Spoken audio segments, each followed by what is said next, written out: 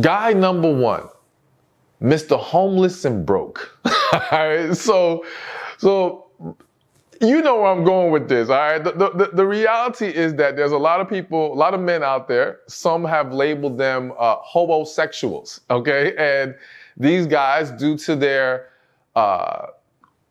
unfavorable financial position or the fact that they need a place to stay, those guys are trying to find a woman who is willing to accept them and allow them to essentially leech off for that woman, okay?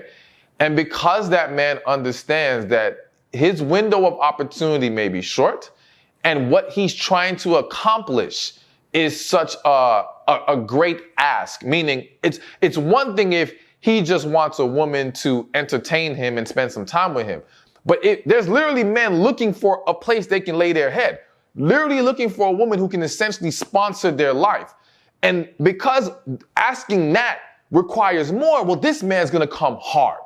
He's gonna come hard, he's gonna come fast. No pun intended.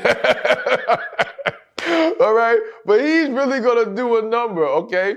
And you know what? Speaking of no pun intended in that regard, like there's one of my friends, I remember he had made a reference to a time he had sexual relations.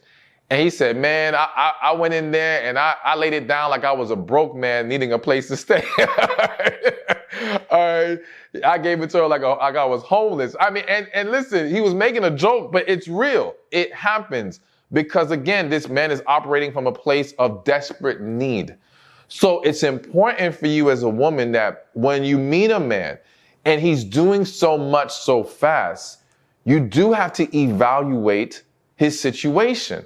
And of course, the easiest sign or the easiest flag that's going to show you this is the type of guy you're dealing with is the guy who quickly tries to talk about moving in together, quickly tries to talk about, or, you know, is constantly staying at your house. Like, do you even know where he stays outside of when he's with you?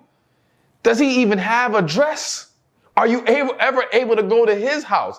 If those things don't exist, then this is a huge red flag. Now, again, in fairness, I always say red flags are things to not just see and then you run. You address it, you talk about it, because I don't want you to just automatically assume that the man who's always over your house and the man who talks about moving in quickly is automatically a homosexual, right?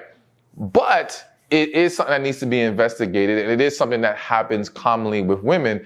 And so I just want you to be aware so that you don't get caught up in that. Hey, thank you for watching this video. Be sure to check this one out right here, and I'll see you there. So, number one, and let me just be clear. These signs are not, even when I give some of these signs, there are some situations where a dude could do some of these things and he still ain't for you, all right? But they still have to